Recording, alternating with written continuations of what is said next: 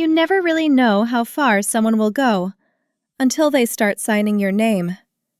That thought came to me on a quiet morning when the sun hadn't fully risen and the world still felt soft, half asleep. I was sitting at my kitchen table, staring at a stack of documents I hadn't asked for. Credit alerts, transaction notices, accounts I never opened. Nothing dramatic, nothing loud. Just small fractures splintering across the surface of a life I'd spent years keeping steady.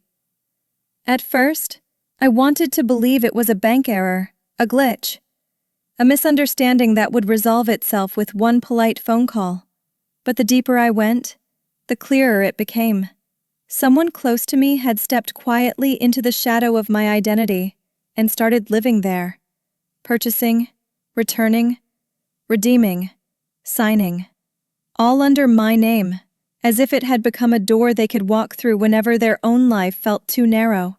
And when I discovered who it was, the betrayal wasn't sharp. It was slow, deep, the kind that settles into your bones before you even know it's there. This isn't a story about money. It's a story about boundaries, how they crack, how they break, and how you learn to rebuild them even when the person on the other side shares your blood. If you've ever had to choose between protecting someone you love and protecting yourself, then you'll understand why this story had to be told, and why its ending surprised even me. Stay with me, because the truth unfolds one quiet step at a time. And if you want more stories like this, raw, honest, and deeply human, don't forget to subscribe to the channel. The email arrived at 2:11 a.m., cutting through the thin wall of sleep like a cold needle. I sat up before fully waking, the room dim except for the faint streetlight slipping past the blinds. My fingers hovered over the trackpad, still warm from a restless night, and opened the bank alert. A charge I didn't recognize, small, but sharp, like a tack under bare feet. I exhaled through my nose, steady and slow, making a deliberate note of the timestamp on a sticky note.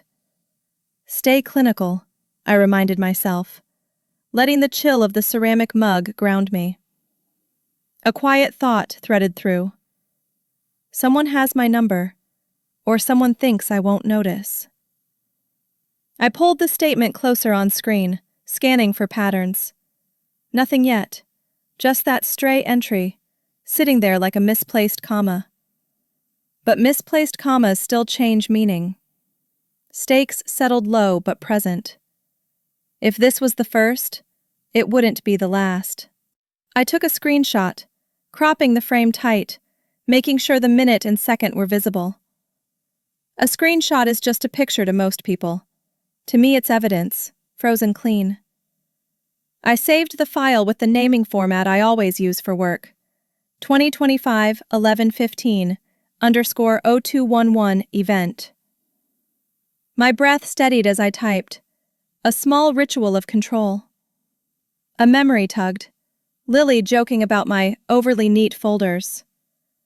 I pressed the thought aside. I zoomed in on the transaction details, letting my eyes adjust to the pixel grit. Don't assume, verify. Another sticky note, another line. First occurrence, 02:11 a.m. The apartment was silent, except for the hum of the refrigerator, a soft mechanical pulse. This didn't feel like a random phishing attempt. It felt familiar. And that familiar feeling carried its own danger. If I was right, the damage wouldn't stay small. I leaned back, rubbing the edge of my thumb against my palm, an old habit from law school cram nights. The transaction still blinked at me, waiting to be interpreted. My mind drifted, uninvited, to that afternoon Lily had asked, "Chị, cho em mượn cái ví 5 phút thôi." Nothing unusual then. Her voice was breezy, her smile slightly too quick. But sisters have their rhythms. I'd handed it over without thinking. Now that moment replayed with a different tint. The cursor pulsed on screen, steady and indifferent. Coincidence doesn't repeat, I murmured internally. I added one more note to my log. Previous access to wallet, 1 week ago. Not an accusation, just a fact to be placed on a shelf for later. The stakes nudged higher. If this tied back to a person I loved, the next steps wouldn't be simple. I dialed the bank's customer service line, keeping my tone level, even though my pulse ticked slightly faster. The automated voice droned through options, its brightness oddly out of place in the dim kitchen. When the representative finally answered, I pressed the phone to my ear and confirmed my identity with clipped precision. Yes, it's me. I need the full access log for my card activity, I said. My other hand flattened against the table, absorbing the cool laminate surface. Collect first, interpret later. The agent paused, typing. The faint clicking through the line lent a sense of distance, like this concern belonged to another version of me. Logs will be emailed within the hour, they said. Thank you. A simple exchange, but beneath it, stakes shifted quietly. Once the logs arrived, speculation would give way to structure, and structure leaves less room for denial. As I ended the call, the overhead fluorescent light flickered twice, sharp and brief, before settling into a steady glow. It wasn't unusual, old wiring, older building, but the timing felt pointed, like a silent acknowledgement from the apartment itself. I glanced up, breathing once, slowly. Noted, I told myself. I opened my laptop again, reorganizing my files, placing today's notes into a newly created folder labeled ID Review, Pending. The mundane details of life, power bills on the counter, stray grocery bags. Yesterday's mail, unopened, sat around me unchanged, steady, and almost oblivious. But something in the air felt taut, like a string pulled an inch too tight. Stakes rose with a light. First signs often hide behind the ordinary. On the kitchen table, the silver card lay face up where I'd dropped it after paying rent last night. It looked harmless, smooth, reflective, catching only the soft edge of the morning light. So still it could have been part of the table itself. I touched it lightly, the metal cool under my fingertip. A tool is just a tool, I thought, until someone uses it wrong. The card wasn't the villain. Intent was. I slipped it back into the wallet, more to contain the thought than the object. Whatever this was, it had started quietly. Quiet beginnings have a way of expanding if not addressed with equal precision. I straightened the folder on my desk, anchoring myself with a clean line. Tomorrow, or maybe later today, would tell me whether this was an error or a pattern. Either way, I would approach it the same way. Calm, measured, documented. Lily showed up around noon the next day, knocking lightly the way she always did. Soft enough to seem polite, just loud enough to signal she already knew I was home. I opened the door and let her in, the corridor's cold air trailing behind her like a thin veil. She talked about the weather first, about how the wind made the bus stops unbearable this week. I poured her tea, keeping my breathing steady, letting the steam brush against my face in small, measured waves. Inside, a quiet calculation stirred. Observe, don't accuse. She moved around my kitchen comfortably, as if she belonged to the rhythm of the space. I watched the way her hands hovered over the mug, tapping twice, a habit from childhood. Everything felt ordinary, almost intentionally so, as if the day were arranging itself to convince me nothing was wrong. But trust isn't built by the absence of conflict. It's built by consistency. And something in the day's consistency felt strained, like fabric pulled too tight. We sat at the table, conversation drifting from her job to a coworker she disliked. Then she mentioned a store she'd visited last night, a name that matched the mysterious charge from the early morning statement. My breath paused in my chest for half a second, a tiny hitch she didn't seem to notice. I took a sip of tea, letting the warmth cover the reaction. Coincidence can mimic intention, I reminded myself, though the reminder rang thin. She continued talking, unaware. I kept my face composed, an easy mask earned from years of navigating tense clients and colder boardrooms. The afternoon light slipped across the counter, slow and deliberate, giving her profile a softness that felt at odds with the knot forming in my stomach. The stakes shifted subtly. Suspicions were no longer abstract. They had context, a name, a timestamp. And context, once formed, is hard to ignore. I didn't confront her. It wasn't the right moment, nor the right form of evidence.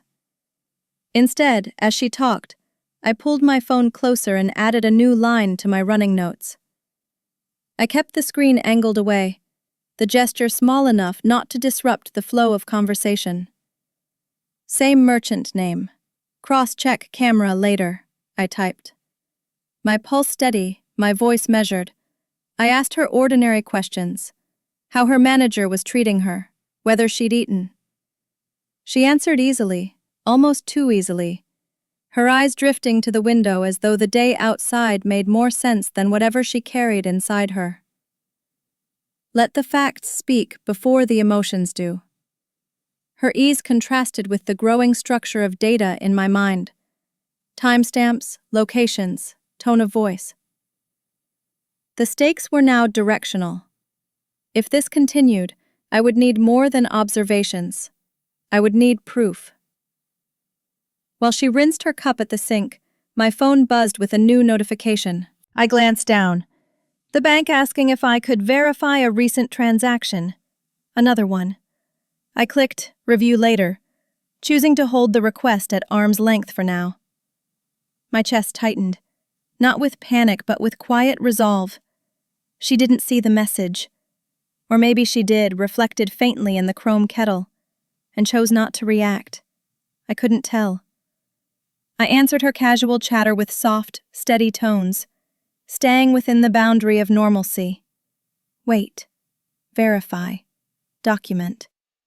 When she turned off the faucet, the sound echoed slightly in the small kitchen, as if the room itself held its breath. The stakes edged upward.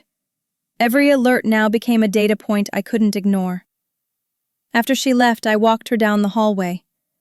The air there always carried the scent of cleaning chemicals, bleach diluted in mop water, a sterile smell that reminded me of waiting rooms and procedures. It clung faintly to my coat. The elevator doors opened with their usual sluggish slide. She waved before stepping in, her expression warm, familiar, unbothered.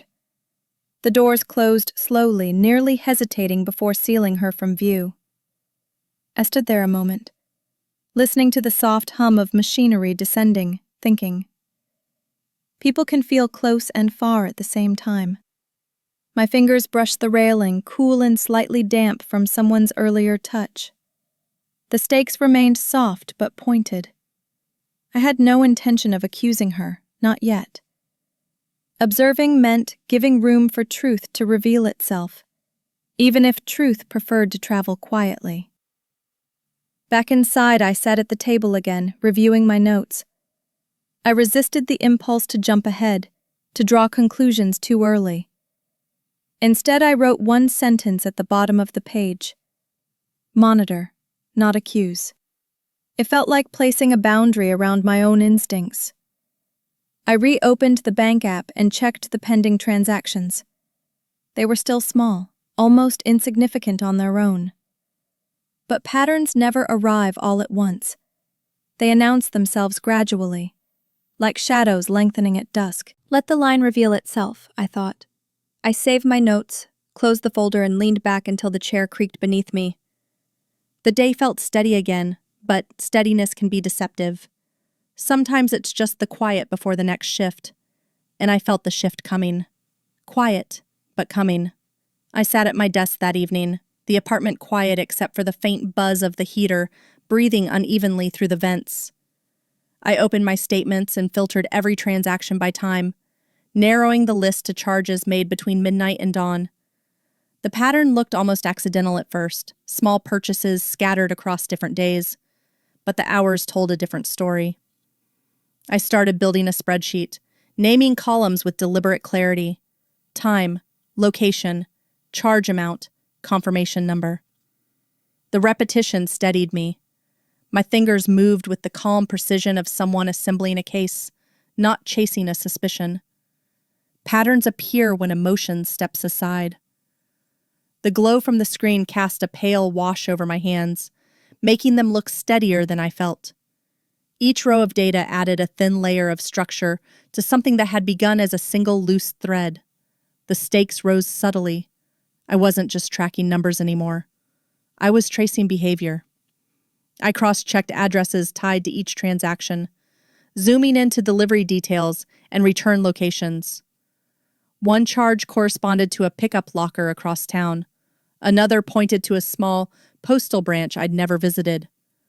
I opened maps, marking each point with a red dot until the screen looked like a constellation drawn by someone trying to say something without words. I clicked through delivery logs, noticing that several items had been rerouted or picked up within hours of purchase. Too coordinated for coincidence. My jaw tightened, but my breathing stayed even. I copied and pasted each address into the ledger, Adding a small note: verify surveillance availability. The city outside my window pressed forward in soft layers of sound. Distant traffic, a dog barking, the muted clang of someone dropping recycling down the chute. The stakes sharpened. Whoever was doing this knew how to move quickly and quietly. I printed the full statement for the month, the machine whirring and clicking in its usual uneven rhythm. The warm sheets landed in a neat stack, the ink faintly smelling of plastic and heat. I slid them into a binder, aligning the edges with the same focus I used when preparing legal summaries for work. A small satisfaction settled in my chest, a quiet, grounded feeling. Paper made things tangible. Evidence feels different when you can touch it. Document first, interpret later. I punched holes into the pages, keeping the motion steady and controlled. As I labeled the binder spine, I noticed how natural the process felt, like I'd been preparing for this without realizing it. Stakes gathered weight. Once evidence is on paper, denial becomes harder for everyone involved, including me. When I went downstairs to check the building mailbox, a thin envelope waited inside, stamped with a red "urgent" that bled slightly into the paper fibers. It wasn't from the bank. It was a first notice from a vendor I didn't recognize, referencing an overdue balance tied to recent purchases.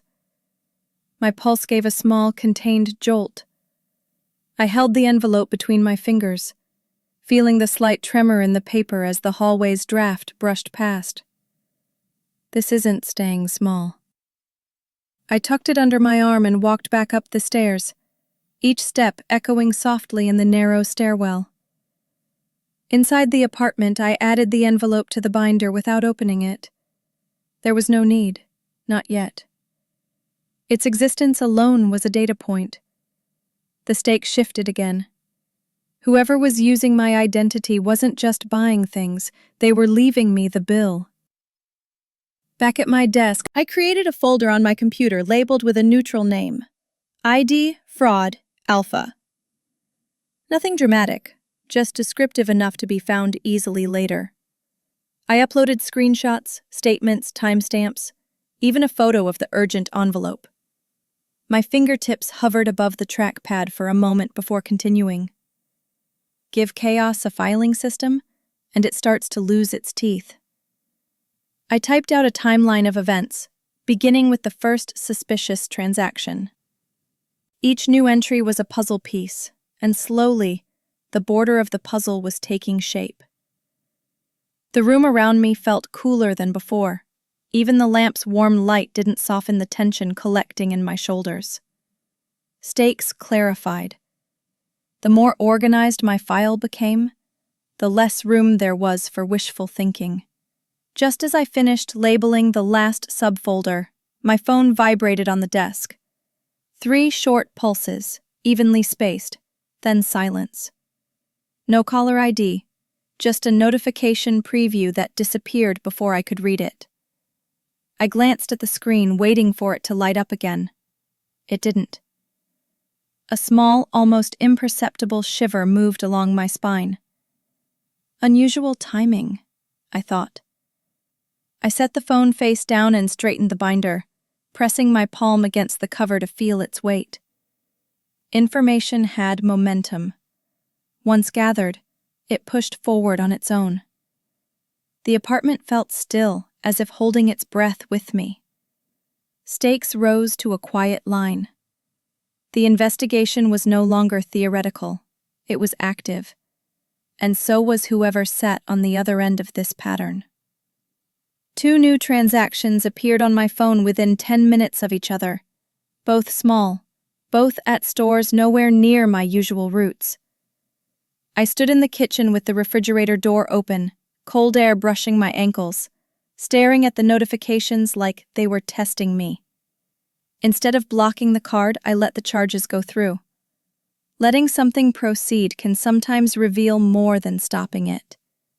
My breath stayed even, my fingers steady as I tapped into the bank app and reviewed the timestamps. If someone wants to leave footprints, let them walk a little longer. The hum of the kitchen appliances felt louder than usual, a faint pressure against the silence. I added 2 more lines to my ledger, adjusting columns, tightening the pattern. Stakes sharpened. These were no longer anomalies. They were steps in a direction someone thought I wouldn't notice. I spent the next few minutes systematically changing every password tied to my financial accounts. My laptop keys clicked quietly beneath my hands, each keystroke decisive, deliberate. I activated 2-factor authentication everywhere I could, noting which accounts pinged confirmations to my phone. The air in my apartment felt cooler, as though the act of securing digital boundaries made the physical room contract. Control the entry points. I paused only to stretch my fingers, grounding myself by touching the edge of the wooden table. I scribbled one reminder on a note. Deactivate secondary card. Tomorrow, not today. I needed more movement on the ledger before closing doors. Stakes rose. Preparation wasn't paranoia, it was prudence. Later that afternoon, my phone vibrated with a message from Lily. Chikon zauvi emkom? I stared at the words a long moment before typing back. I'll check tomorrow. The message was harmless on the surface, but its timing pressed against the edges of everything I'd been documenting. I kept my breathing controlled, my thoughts even tighter. Don't fill in blanks she hasn't drawn yet. I set the phone down gently, aligning it parallel to the edge of the notebook. A centering habit more than anything. The kettle clicked off behind me, breaking the quiet with a soft mechanical sigh. Stakes shifted. Intent had begun to bleed into implication. That evening, an email appeared in my inbox with the subject line, Order Confirmation, 3:07 a.m. The timestamp alone sent a small, controlled chill through my chest. I opened it carefully, scrolling through details that matched neither my habits nor my recent purchases. The glow from the screen hit my face at an angle that made the room feel colder. Someone is comfortable operating in hours I'm asleep. I forwarded the email to my evidence folder, labeling it clearly, then wrote down the time it arrived as if logging a finding at a scene. The radiator hissed quietly along the wall, a thin stream of warmth pushing into a room that didn't feel warm at all. Stakes increased. The impersonation was no longer discreet, it was evolving. I slipped the overdue notice from earlier into a plastic sleeve and clipped it to the inside of the binder. The crisp snap of the clasp felt final in a way paper shouldn't. I walked through the apartment with the binder in my hands, feeling its weight shift from palm to palm, solid and present. The apartment's dim lighting cast soft shadows on the floor, shapes moving with each step I took. Paper doesn't lie. People do. sometimes without meaning to. I set the binder down and reorganized its contents, creating a new section for correspondence. The air tasted faintly metallic, as if tension itself had weight. Stakes tightened. What I had wasn't just a suspicion anymore. It was becoming a case. I printed the list of transactions again, this time marking in red pen the purchases that fit the pattern. A cluster of small charges grouped near each other in time, each one accumulating reward points. The red ink bled slightly at the edges, looking almost like the beginning of a map drawn under pressure. I noted them as point-driven activity, a term that sounded clinical enough to calm the rising heat in my chest. Someone knows how the system works. The ceiling creaked faintly above me, just the building settling, but it made the quiet feel more deliberate. I slid the pages into place, flattened them with my palm and closed the binder. Stakes reached a new line. This wasn't just misuse, it was strategy. I sat on the floor with the binder open when the notification from the bank portal appeared, an alert about new account documentation available. I clicked through, expecting another statement, maybe a revised security notice. Instead, a scanned application form loaded slowly, each line sharpening into focus.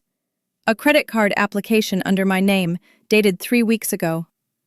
My breath tightened, not with fear, but with the precise stillness that comes before a decision. The signature at the bottom wasn't mine.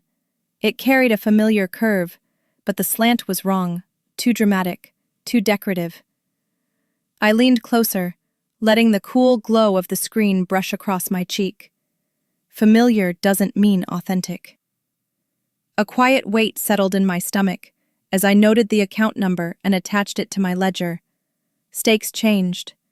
This wasn't casual misuse anymore. It was identity manipulation, deliberate and practiced. I opened another document the system linked, my actual signature on file from 2 years ago, a form I remembered signing at the downtown branch. I placed the two images side by side on the monitor, dragging the edges so they aligned almost perfectly. The discrepancy stood out immediately. My real signature had sharp, restrained angles. The forged one meandered with a kind of forced elegance, the way someone imitates handwriting by memory instead of muscle. I traced the lines on the screen with my fingertip, feeling the faint warmth of the glass. People reveal themselves in what they attempt to copy. I captured a screenshot and exported both samples into a new folder labeled Signature Comparison. My shoulders relaxed, not out of relief but clarity.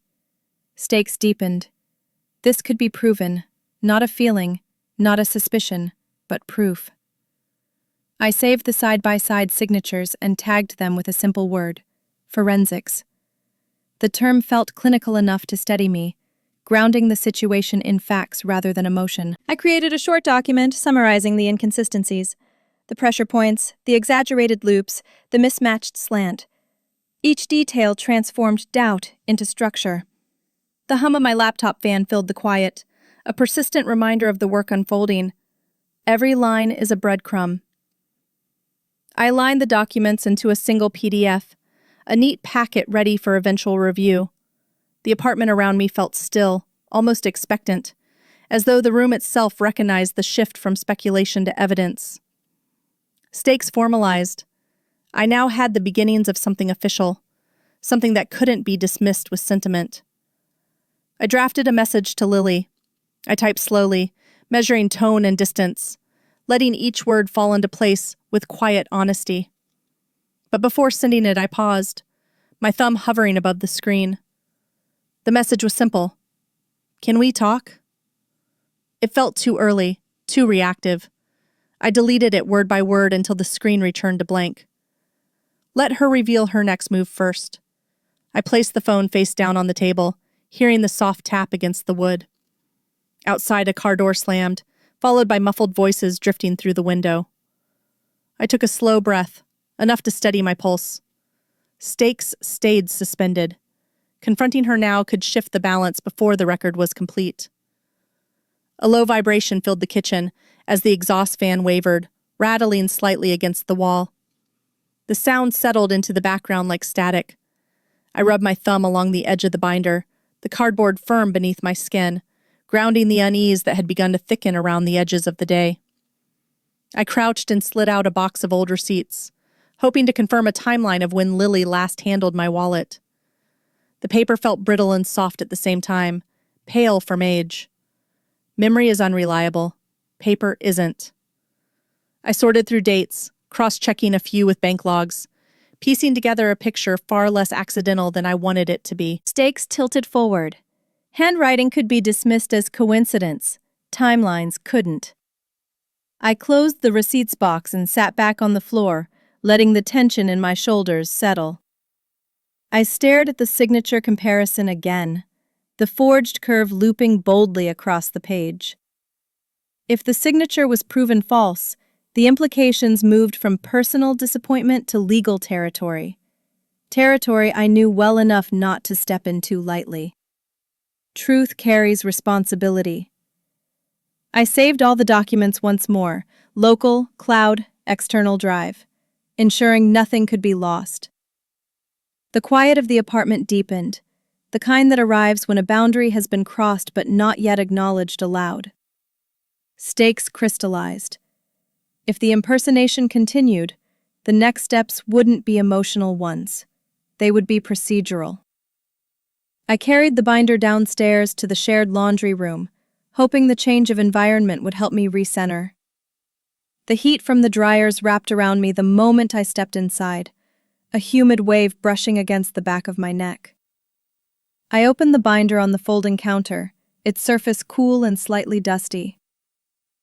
I sifted through receipts again, this time grouping them by date, cross-referencing locations with the late-night transactions. The fluorescent lights hummed faintly above me, steady but impersonal. Facts don't care where you're standing when you collect them. A slip of paper fluttered to the ground, brushing my ankle before landing face up. I picked it up. Another transaction tied to the same pattern. The rotating drum of the dryer thudded softly behind me, like a heartbeat keeping time. Stakes edged higher. The evidence no longer lived only on screens, now it lived in my hands. I took out a black marker and circled each relevant timestamp, labeling the receipts with small, precise notes. The ink bled slightly across the thin paper, forming dark halos around the numbers. I placed the originals into protective sleeves, sliding them in carefully so the edges wouldn't crumple. "Keep originals for confrontation," I muttered under my breath, not as a plan, but as a reminder of the threshold I wasn't ready to cross. The plastic sleeves crackled lightly as they settled into place. Organize now, decide later. The room smelled faintly of detergent, warm metal, and the lingering heat of machines working harder than they were designed for. The stakes clarified. When evidence starts to accumulate, silence becomes a deliberate choice rather than hesitation. My phone buzzed in my pocket. Lily again. Her message was short, almost clipped. "You're overthinking things. Don't make this weird." I stared at the words, feeling a tightness form low in my chest, subtle but firm. I typed back a single line. "Send a photo of today's receipt." Then I set the phone on the counter with a soft click. She read it immediately, but didn't respond. Silence speaks, sometimes louder than guilt. I let a long breath out, feeling the warm laundry room air move across my skin. The machines thudded rhythmically, amplifying the tension I kept trying to smooth out. Stakes shifted inward. This was no longer about transactions. It was about the distance between what someone says and what they do. I added a reminder to my phone. Check parcel drop-off at 7 p.m. The routine act steadied me. Structure helps where emotions try to blur the edges. I flipped back to the ledger and highlighted the purchases that matched Lily's usual shopping trails. The overlap was too neat to ignore. I pressed my thumb against the edge of the binder, grounding myself with the slight bite of the cardboard. There's what you hope is true, and then there's what the paper tells you. A dryer door slammed nearby, breaking the rhythm of the room for a moment.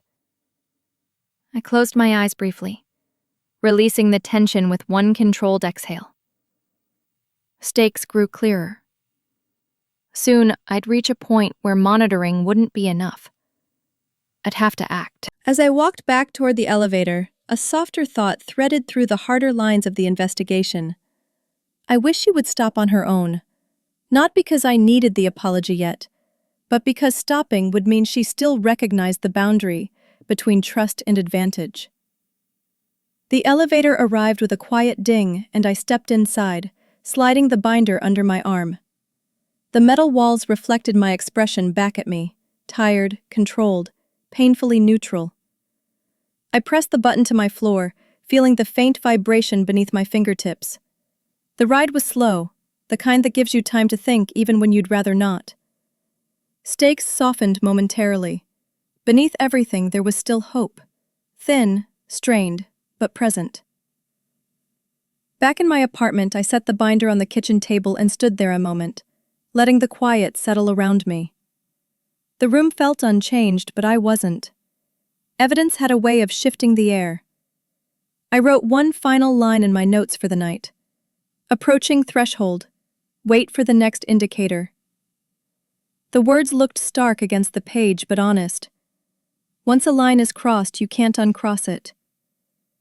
I closed the binder with a slow, measured motion, hearing the soft thud as the cover met the table. Stakes locked into place. The next move wasn't mine, it was hers. I opened the rewards section of my account, not expecting anything unusual, just hoping to confirm what I already suspected. The chart loaded slowly, bars rising across categories I rarely used. Travel points, promotional bonuses, purchase multipliers. Each detail formed a pattern as deliberate as handwriting. Someone had been collecting points with careful intention, stringing small purchases together like beads on a wire. I scrolled through the timeline, my pulse shifting from uneasy to focused. The amounts weren't random. Each transaction landed in categories optimized for bonuses. This isn't impulsive, it's methodical. The glow of the laptop painted a cold light across the table as I leaned closer, tracking the rhythm of the activity. Outside, a passing siren flickered red against the window before fading into quiet. Stakes sharpened. Whoever was behind this wasn't just misusing my card. They were treating my identity like a resource to harvest. I pulled up the terms and conditions for the rewards program, reading through clauses I normally would have skimmed. The language was predictable, dry, corporate. But one line caught my attention. Points legally belong to the primary cardholder, regardless of who made the purchases. A slow breath left my lungs. If someone digs a hole using my shovel, the dirt still ends up in my yard. I highlighted the clause and saved it into my evidence folder. My fingertips brushed the edge of the keyboard, the plastic warm from prolonged use. Each new detail didn't just explain the pattern, it narrowed the field of possibility. Stakes tilted. Even if every charge vanished tomorrow, the accumulation of intent wouldn't. I opened a new tab and began mapping out how the stolen points could be leveraged. Airline miles, hotel credits, gift card conversions. Each option carried different advantages. I built a small plan, outlining the most efficient redemption paths. Not because I intended to redeem anything yet, but because knowing the structure of the game mattered. The glow of the screen felt too bright in the dim apartment, sharpening the edges of my thoughts. Control isn't only about prevention. It's about understanding the terrain. I wrote down 3 potential uses for the points, each one timed intentionally around blackout dates and flexible travel windows. The mapping soothed something inside me. not by easing the tension, but by giving it direction. Stakes shifted forward. The more I understood, the less room there was for uncertainty. To test how quickly points could be redeemed, I created a mock reservation, selecting flight dates far enough out to avoid suspicion, and choosing flexible hotel options with free cancellation. A confirmation code generated instantly, dropping into a temporary file on my desktop. I stared at the code, feeling the weight of its implications. Someone is preparing for something, maybe a trip, maybe a conversion. The fan inside my laptop whirred softly, blowing warm air across my wrist. I printed the mock reservation and added it to my binder, sliding it into a section labeled tentative. The apartment's quiet felt almost staged, as if the walls were absorbing the tension rather than reflecting it. Stakes solidified. Curiosity wasn't driving this pattern. Opportunism was. When I printed the trial reservation, the paper emerged warm and slightly curled, the ink sharp and clean. The smell of heated toner drifted upward, soft and chemical. I held the sheet for a moment, feeling the slight give of the paper under my thumb. I added a note beside the printout. Testing redemption speed. Instant. My handwriting looked steadier than I felt. Speed reveals confidence. Hesitation reveals doubt. The heater clicked on in the background, its soft rattle settling into a steady hum. I filed the paper behind the latest set of screenshots, building the spine of a narrative that had begun without my permission. Stakes expanded. Someone had moved from minor misuse to strategic exploitation, and strategies always leave trails. I leaned back in my chair, letting my shoulders sink into the cushion as the day's threads began weaving themselves together. Points, purchases, timing, familiar access. None of it screamed loudly, but all of it spoke. I opened my notes and wrote a new line at the bottom. Shift position from reactive to proactive. The words felt decisive, almost like a border being drawn. If someone is playing a long game, I need to step ahead of their next move. I closed the binder, the soft thud echoing slightly in the stillness of the apartment. Stakes matured into decision. I wasn't just tracking what was happening anymore. I was preparing to respond. The alert came just after dusk, lighting up my phone with a brightness that felt intrusive in the dim apartment. A large electronics purchase had gone through, followed minutes later by a hotel reservation. This time I didn't intervene. I let both charges complete, watching them settle into the ledger like stones dropping into still water. The amounts were bigger, more confident, as if whoever was behind them believed the window of opportunity was wide open. I felt a quiet steadiness settle over me. Sometimes the best way to reveal a hand is to let the card be played. I recorded each detail, time, place, confirmation numbers, with calm precision. Outside, a car rolled past slowly, headlights sweeping across my wall like a silent cue. Stakes lifted. This had moved past opportunistic spending. It was a full attempt at extraction. I opened my banking dashboard and temporarily disabled the secondary card linked to my account. Not the main one, just the auxiliary channel. It felt like closing one door while leaving another slightly ajar to see who tried to walk through. The confirmation message appeared in blue text. Temporary lock applied. My fingers hovered above the trackpad for a moment before returning to the ledger. Containment first, closure later. I checked the schedule I'd drafted earlier, adjusting the timing of when I'd shut down the account completely. The apartment felt cooler, the kind of cool that comes not from temperature but from clarity. Stakes compressed into a narrow line.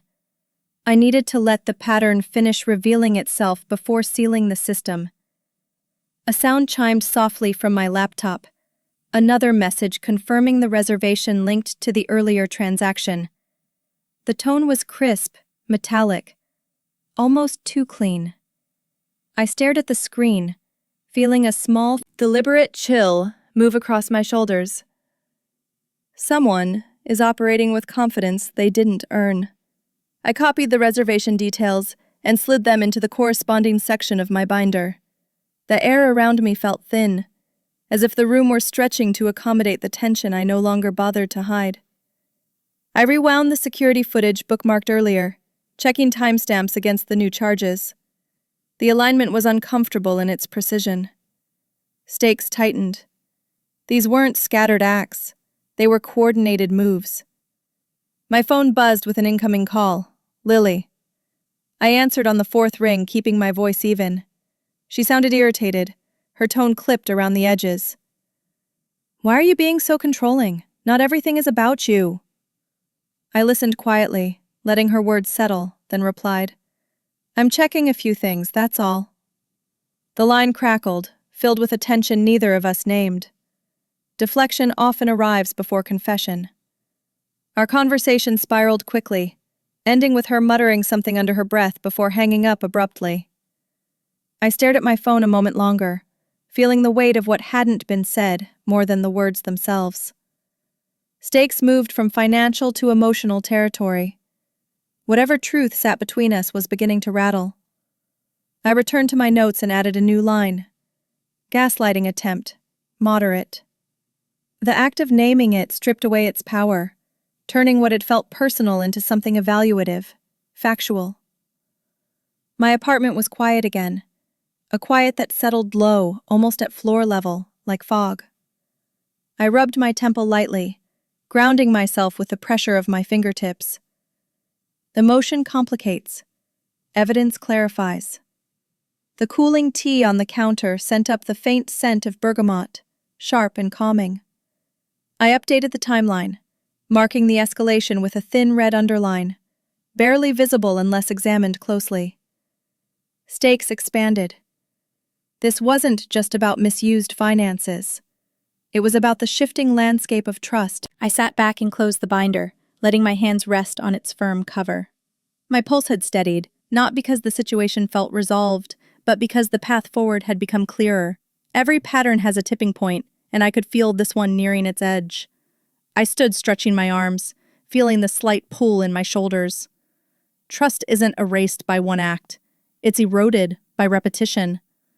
The clock on the wall ticked softly, each second marking the quiet approach of an inevitable conclusion.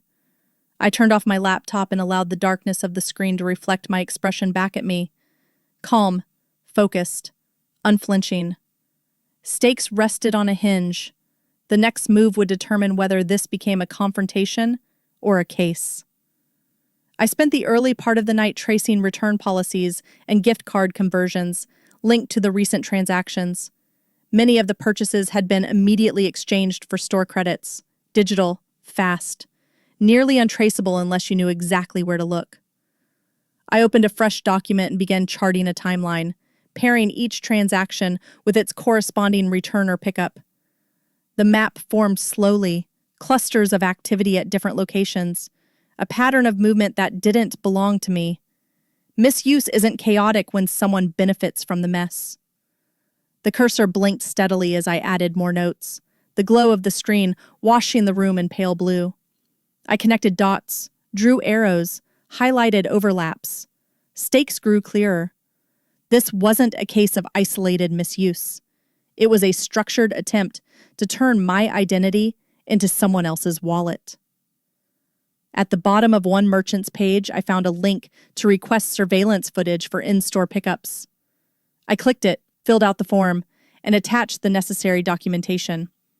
Some stores required legal requests, others were less strict. One confirmation email arrived within minutes. A temporary link, password protected, valid for 48 hours. I copied the details into my binder. Camera footage doesn't lie the way people do. The video itself wasn't ready yet, but knowing it was on its way steadied my breathing. I leaned back, letting the chair creak softly beneath me as I imagined what the footage might reveal.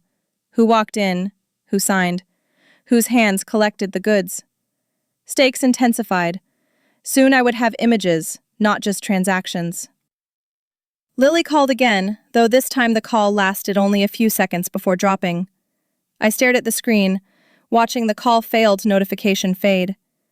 The silence that followed felt heavier than the conversation we didn't have. I set the phone down and wrote a note. Communications inconsistent. Avoid emotional inference. My chest felt tight, but I breathed through it, counting to 4 with each inhale. Distance often reveals what closeness hides. Outside, a gust of wind pushed against the window, sending a faint vibration through the glass. I returned to the ledger, marking the gaps between her messages and the new transactions. Stakes crossed from suspicion to tension. Whatever she was avoiding, it was growing. I finalized the line I'd been hesitant to write for days. Wait until the limit is reached, then lock. It wasn't a threat, it was a boundary, shaped by evidence and necessity. There was no anger in it, only clarity. My fingers moved with steady precision, capturing amounts, dates, merchant IDs. Patterns decide timing. The rhythm of typing grounded me. I closed the document and pressed my palms flat against the table, letting the surface cool my skin. The atmosphere in the apartment felt tight, like a room bracing for weather that hadn't arrived yet. Stakes formed a hinge. The next breach would determine the shift from silent investigation to decisive action. I watered the small herb plant on my windowsill, brushing a bit of soil from the leaves. Dust lifted into the air, settling lightly on my fingers, the scent of damp earth mixed with the faint detergent smell still lingering from the laundry room earlier. Even this simple act felt weighted, as if groundedness itself had become necessary. I wiped my hands on a towel and returned to the ledger. Even ordinary moments feel different when trust is under review. The data continued to grow, spreading across the screen like a topographical map of someone else's intentions. I added one last entry for the night, marking the correlation between the returns and the reward point spikes. Stakes collected into a quiet, undeniable line. The scope of the damage wasn't small. It just wasn't fully visible yet. I closed the binder and let it rest on the table, feeling the weight of it in my hands before setting it down. The apartment had grown still again, the kind of stillness that marks a turning point more than a pause. I touched the edge of the binder lightly, as if acknowledging the story it now held. You can't solve a problem you refuse to see. The clock above the stove ticked steadily, marking each second with quiet insistence. I knew what the evidence was pointing toward. I just hadn't said it aloud yet. Stakes aligned. The next step would not be about gathering anymore. It would be about confirming. I sat at the kitchen table before sunrise, the room dim except for the soft wash of blue from my laptop screen. The silver card lay beside it, catching the faint reflection of the display as if absorbing the tension in the air. I lifted it between my fingers, its chill grounding me. The screen's glow framed my face in the metal's sheen, and for a moment I saw myself reflected, tired, focused, no longer giving the benefit of the doubt. Tools don't betray people. People do. The morning air felt thin, stirring slightly as the heater clicked on. I placed the card back down and opened the rewards dashboard again, reviewing the numbers with a steadiness that felt almost detached. Stakes settled into clarity. Whatever had begun quietly was now crossing a line that couldn't be ignored. I redeemed the accumulated points in one deliberate motion, selecting a trip I'd planned months ago but never booked. A small act of reclamation, not revenge, not pettiness, just restoration. The confirmation email arrived within seconds, a PDF with my name properly spelled and my itinerary cleanly assigned. I downloaded it and labeled it redeem_final, placing it neatly in the binder. My breath left my chest slowly, like releasing the last air from a sealed room. What was taken under my name returns under my control. The apartment was quiet, save for the faint hum of the refrigerator and the soft start of morning traffic outside. Stakes rebalanced. The points were no longer leverage for someone else. They were now evidence of misuse and recovery. After a short pause, I composed an email to the bank's fraud department. I attached screenshots, transaction logs, and the signature comparison. The subject line was clinical. Affidavit plus exhibits A through F. I outlined the timeline, the unauthorized applications, the reward conversions. It took longer to write than I expected. Not from hesitation, but from precision. When I clicked send, a small tension loosened in my chest. Facts travel cleaner on paper than through conversation. I saved a copy of the email in 3 separate folders, local and cloud, then backed it up onto an external drive. The act wasn't emotional, it was procedural. Stakes shifted from personal to formal. The case had officially entered the system. My phone rang. Lily. The sound cut through the calm like a pebble dropped into still water. I hesitated only a moment before answering. Her voice trembled, not with apology but with panic. I just borrowed it for a bit. I didn't think you'd notice. I closed my eyes, holding the phone gently, my fingertips pressing lightly against its warm edges. Borrowing doesn't involve signing someone else's name, I said quietly. The silence that followed stretched thin. She inhaled sharply, the kind of breath someone takes when they're deciding between truth and denial. The apartment felt colder, though nothing in the room had changed. Stakes crossed a threshold. The conversation had moved from avoidance to acknowledgement. After the call ended, a memory surfaced, one I hadn't thought about in years. Lily at 16, buying a small gift for our mother with crumpled bills she'd saved from part-time work. She'd been proud then, radiant even. The recollection softened the edges of my frustration, just for a moment. People are rarely all one thing or another. I let the memory settle, warm but distant, then allowed it to fade. The morning light had begun to stretch across the kitchen floor, turning the tiles a muted gold. I rubbed my thumb along the binder's spine, grounding myself. Stakes held steady. Empathy didn't erase accountability, it only shaped the tone of what came next. A sudden buzz from the intercom startled me, a single brief vibration, like a note struck and immediately muted. I glanced toward the door but didn't move to answer. Whoever it was could wait or leave or return later. My priorities were already set. I closed the binder gently and sat back, letting the morning settle around me. The turning point isn't loud. It's when the facts align with the decision you've been avoiding. Outside, the hallway remained quiet, the world going about its business, unaware of the shift unfolding in mine. Stakes crystallized.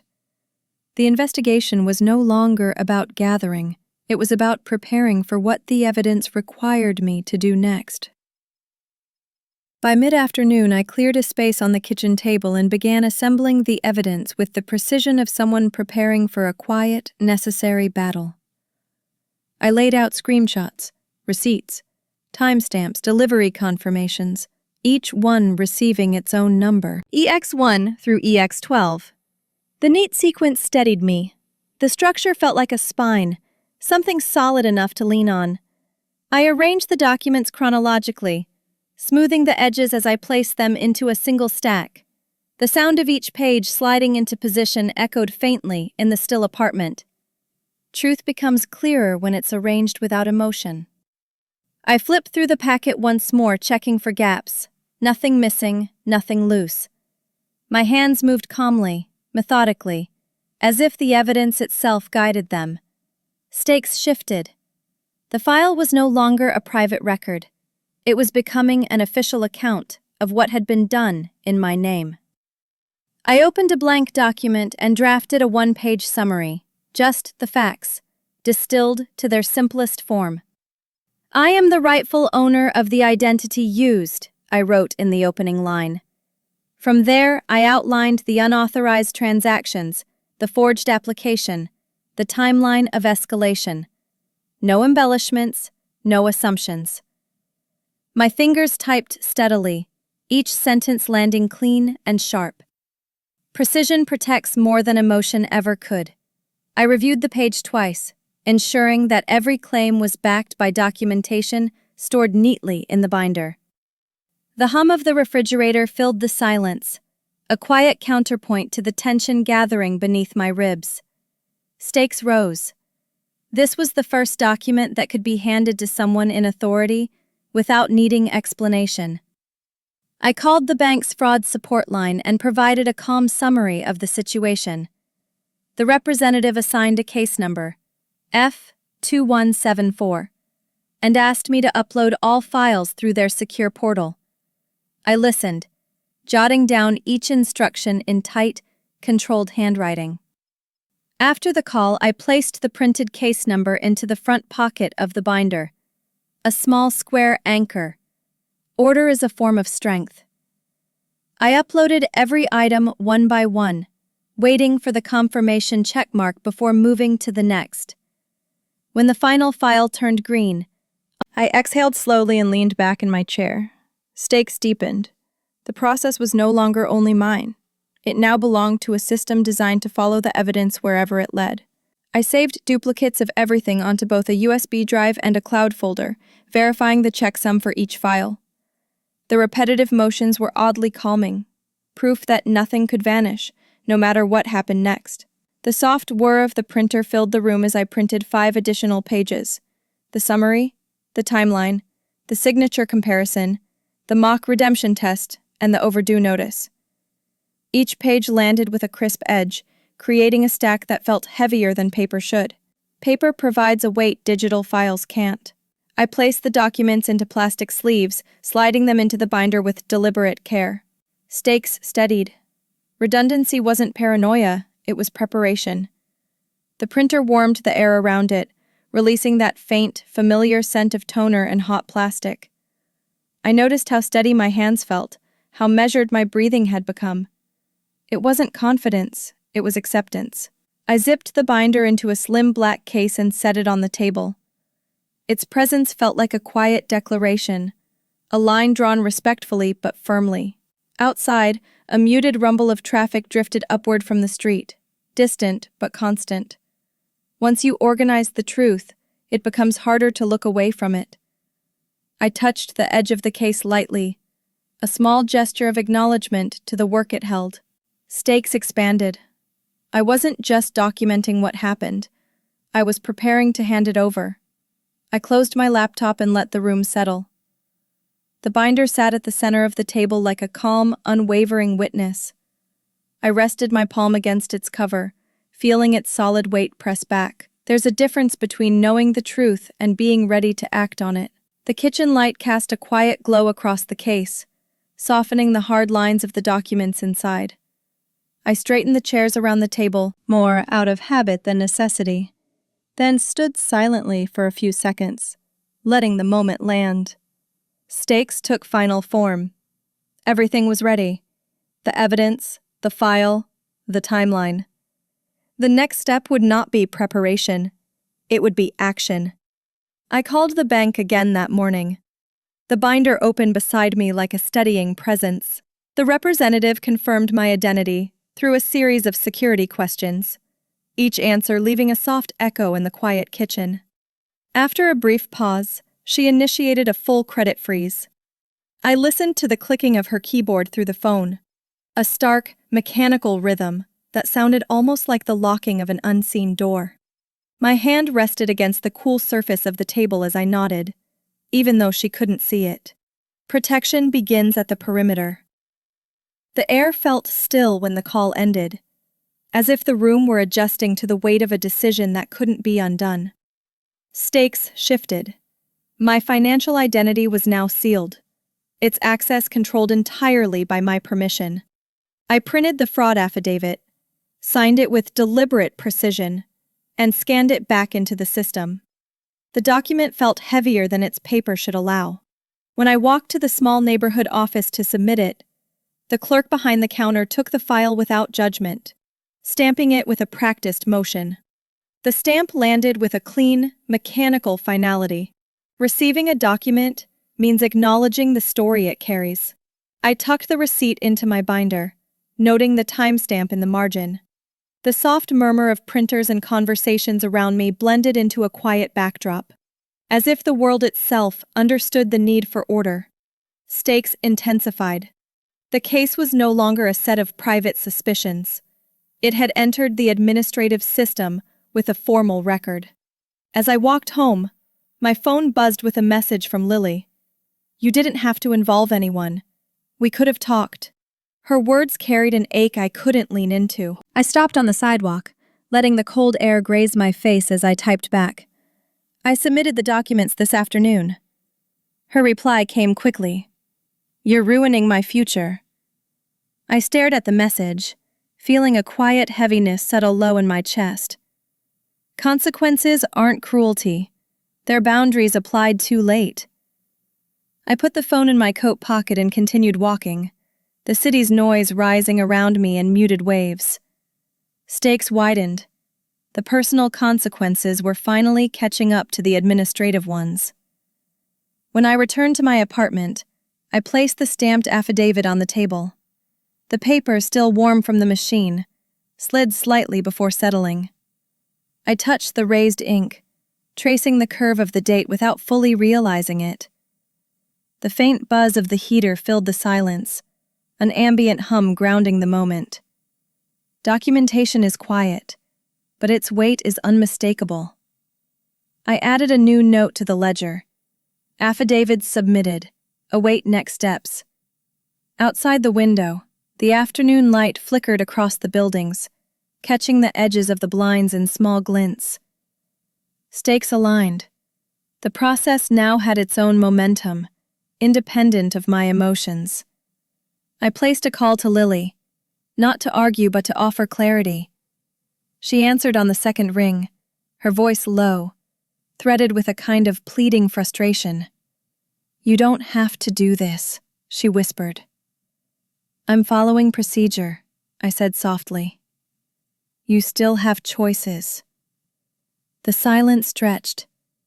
I could hear the faint rustle of fabric on her end, the kind of sound made when someone sits down, suddenly unsure. Boundaries don't erase compassion. They just define where it begins and ends. The conversation ended without resolution, but not with anger. Just the tired pause of two people standing on opposite sides of a line neither of us had drawn overnight. Stakes steadied. There was still room for her to step back, but not for me to step away. I stood at the counter, reading through the stamped receipt one last time before slipping it into its designated sleeve in the binder. The paper made a faint whisper as it slid into place. I closed the binder and exhaled slowly, the kind of breath that feels like setting down something long carried. There is peace in action, even when the action is difficult. The room felt gently lit, unhurried, as if acknowledging the shift. I turned off the lights and let the quiet settle, understanding fully that we had crossed the midpoint, administrative, emotional, and personal. Stakes settled. The system now awaited the next file, the next step, the next truth. I kept the banking dashboard open on my laptop that evening, watching the balance and available limit the way someone watches a door they know will eventually open. It didn't take long.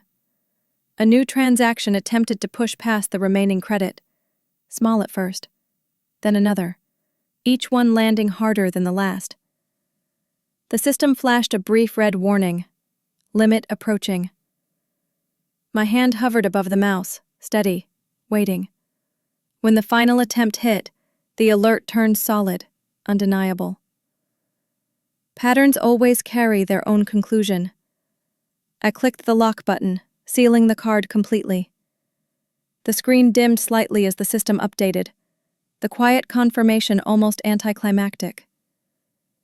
The apartment remained still around me, indifferent to the line that had just been crossed. Stakes shifted from preparation to closure. The window was now officially shut. I opened the security page and deactivated every access point tied to the account. Online login, mobile app, recovery codes. Each confirmation felt like the closing of a latch. The silence that followed each click was strangely comforting.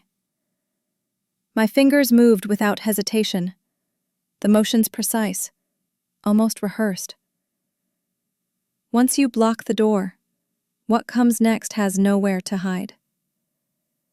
I set my phone beside the keyboard, watching for any immediate alerts. None came. The muted light from the lamp cast a soft circle across the pages of my binder, giving the evidence a quiet glow. Stakes tightened. The misuse had been given its final chance, and it had taken it. I drafted a formal notice of intent and sent it to Lily's email. The tone was restrained, factual, almost painfully neutral. I outlined the unauthorized charges, the forged application, the breached limit. At the end, I wrote a single sentence. You have 72 hours to return the funds and provide a written apology. I sat back, letting the calm settle into my hands. Clarity isn't cruelty, it's direction. As the email left my outbox, I felt a subtle shift in the air, a kind of internal quiet that wasn't relief but resolution. I saved a copy of the notice in my binder, filing it behind the earlier documents. Stakes formalized. A door had been opened for repair, but it wasn't a wide one. My phone buzzed with messages from family members, concern disguised as criticism. She's your sister. Talk to her, don't escalate. Blood is thicker than reports. I read each message, letting the words settle like dust before brushing them away. I didn't respond.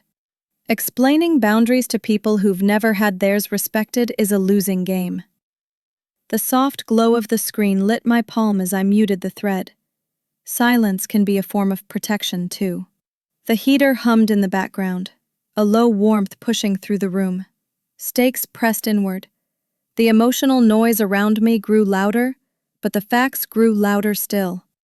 Later that night, I stepped into the hallway to take out the trash. The corridor lights had dimmed, and only the faint glow from the exit sign illuminated the path. My footsteps sounded softer than usual, absorbed by the worn carpet. I paused at the end of the hall, letting the quiet seep into me. Every boundary casts a shadow. What matters is whether you can stand within it.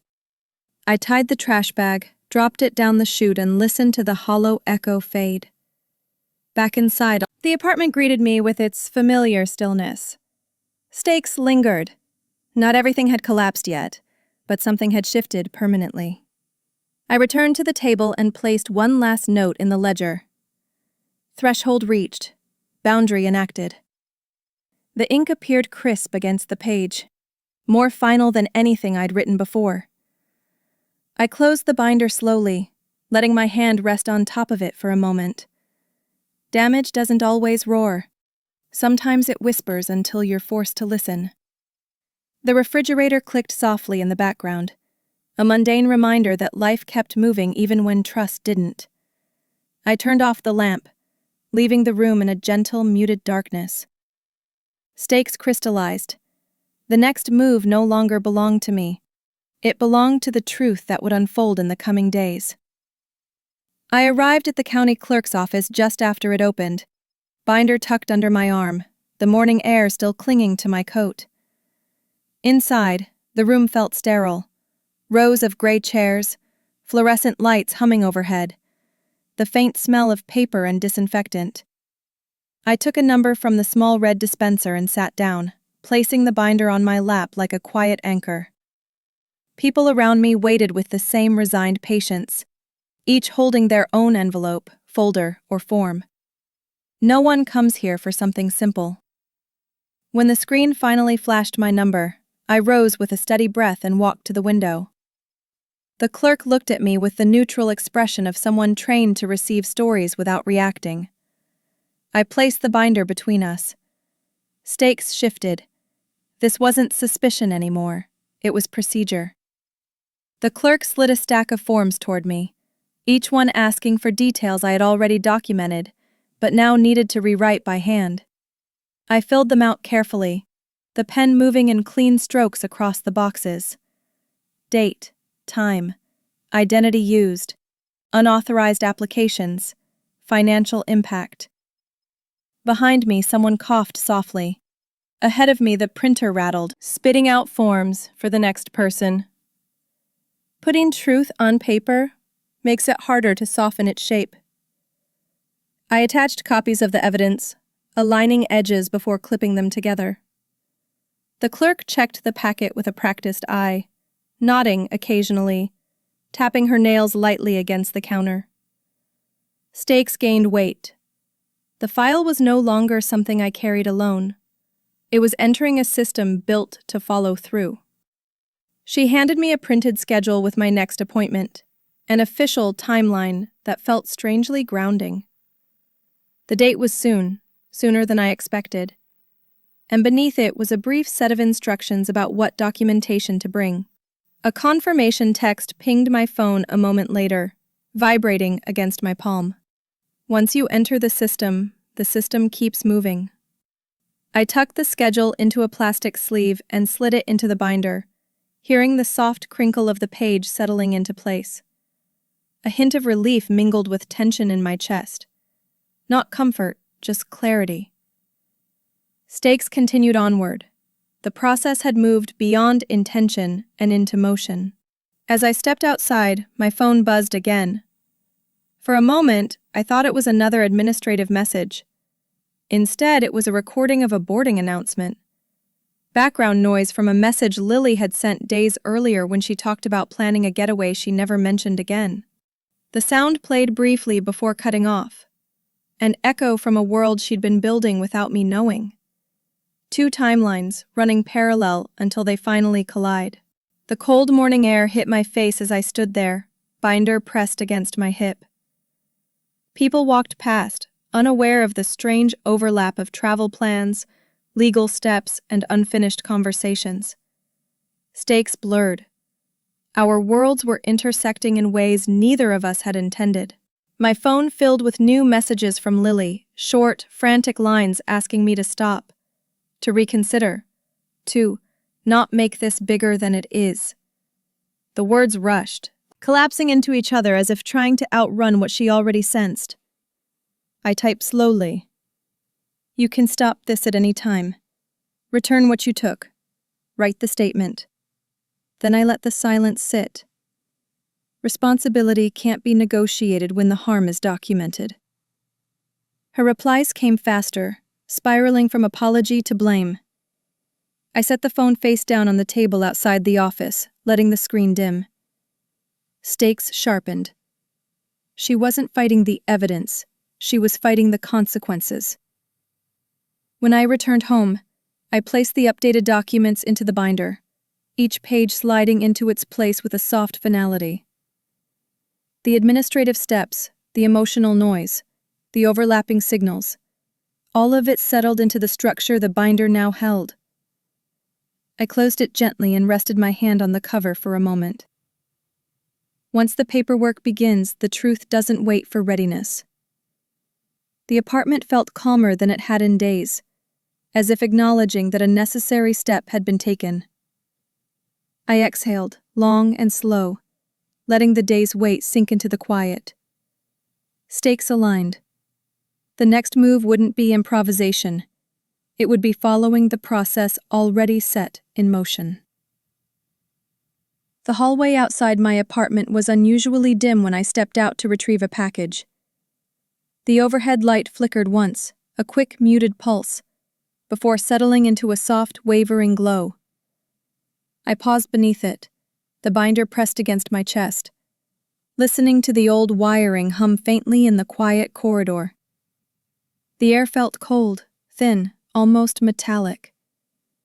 When I opened my mailbox, a new letter waited, another notice tied to the fraudulent activity. I held it carefully, as though its weight could shift the balance of the day. Spaces remember more than people admit. I tucked the envelope into the binder and headed back inside. Stakes gathered. Whatever line I had drawn was about to be enforced formally. I sat at the kitchen table and drafted a demand letter, outlining the terms clearly. A 72-hour deadline. Full repayment. A written, signed acknowledgement. Completion of financial counseling. No negotiation, no ambiguity. The words came naturally, crisp and formal, shaped by both experience and necessity. I printed it, feeling the slight warmth of the page as I slid it into an envelope. Clarity is its own safeguard. Before sealing it, I reread it once more, not searching for doubt, but making sure the tone held. Firm, precise, not punitive. The apartment felt still, as if recognizing the gravity of what was being put into motion. Stakes solidified. This wasn't a warning.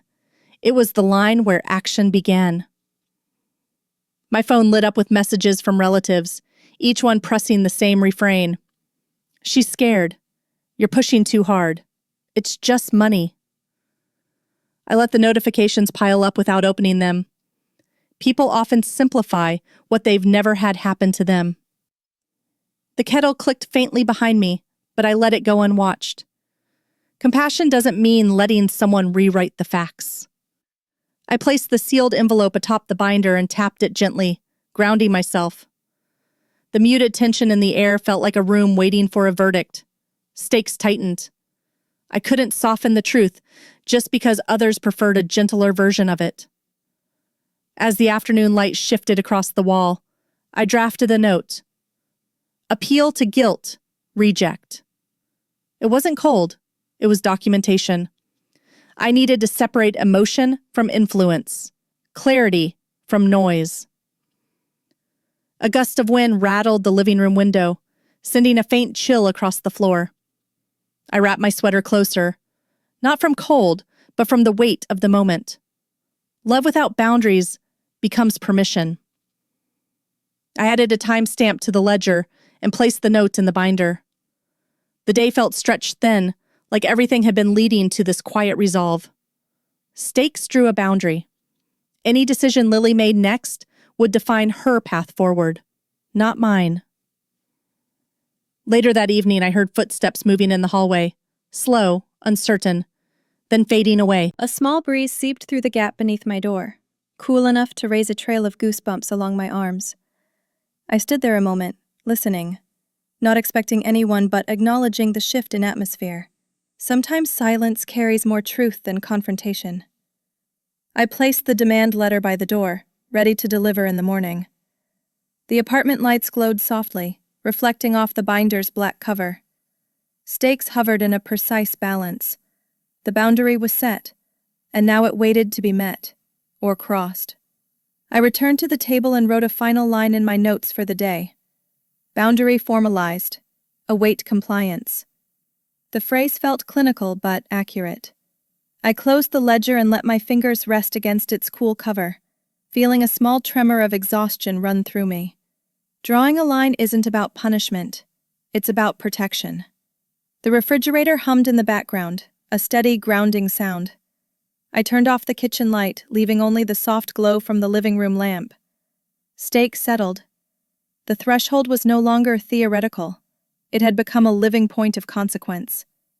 The next morning, an email notification appeared from the courier service. I opened it carefully, feeling the quiet press of anticipation fill the room. The message contained a confirmation of delivery for 2 of the packages tied to the fraudulent transactions. Attached was a small grainy image of a hand signing for them, a hand wearing a bracelet I knew well. I zoomed in, adjusting the brightness, the bracelet becoming unmistakable. Evidence doesn't require emotion to speak, it just needs clarity. I saved the photo into my binder's digital folder, labeling it with the date and transaction ID. The apartment's morning light felt cool and deliberate as it slid across the floor.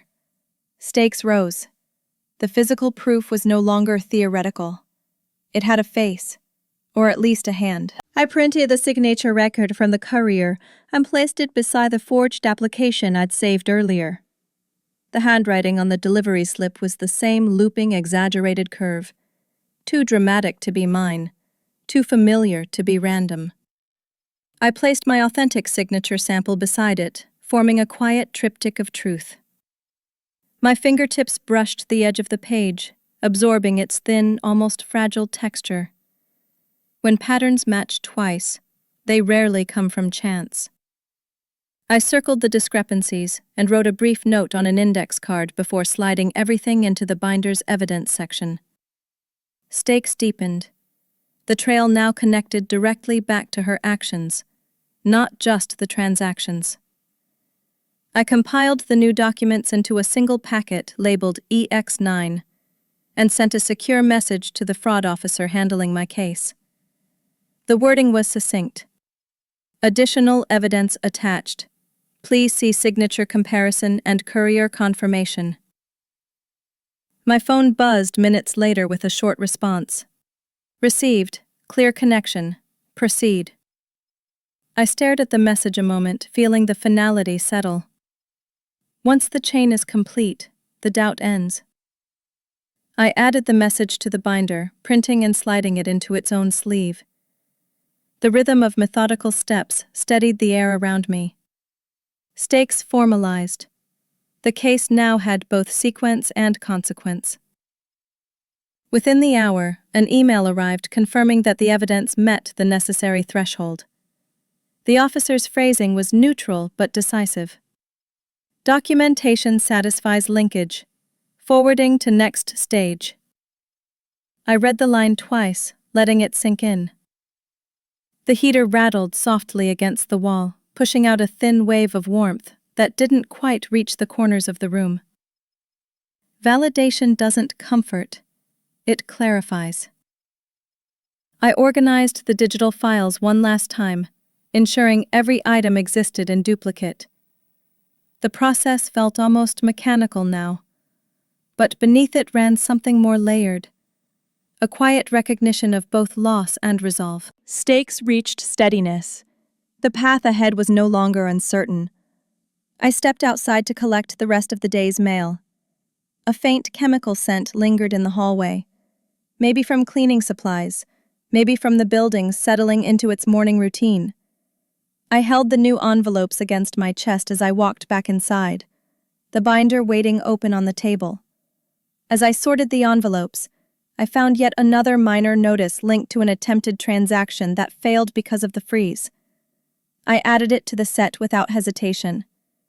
Even the failed attempts belong in the story. The pages of the binder rustled softly as they caught the movement of the air. Stakes expanded.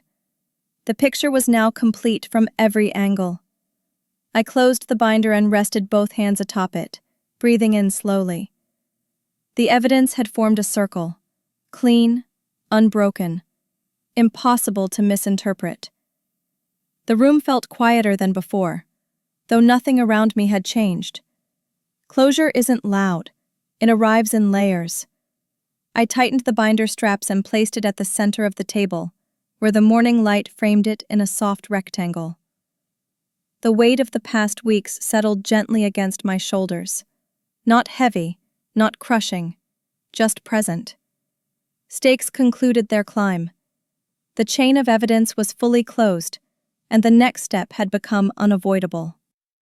I sat at my desk with the binder open, drafting a settlement proposal on a blank sheet of paper.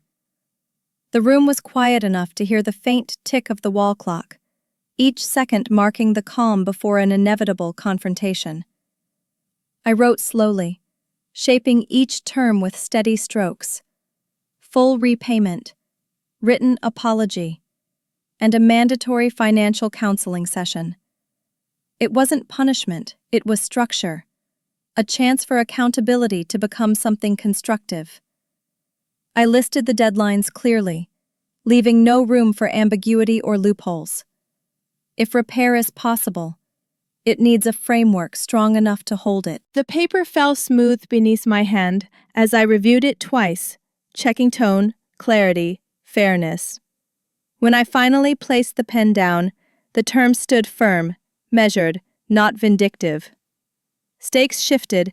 I had created a bridge, but only she could decide whether to walk across it. I sent Lily a message with a link to schedule the meeting, 48 hours to accept or let it expire. The link shimmered faintly on the screen, a kind of digital doorway. I watched the read notification appear almost instantly, but she didn't reply.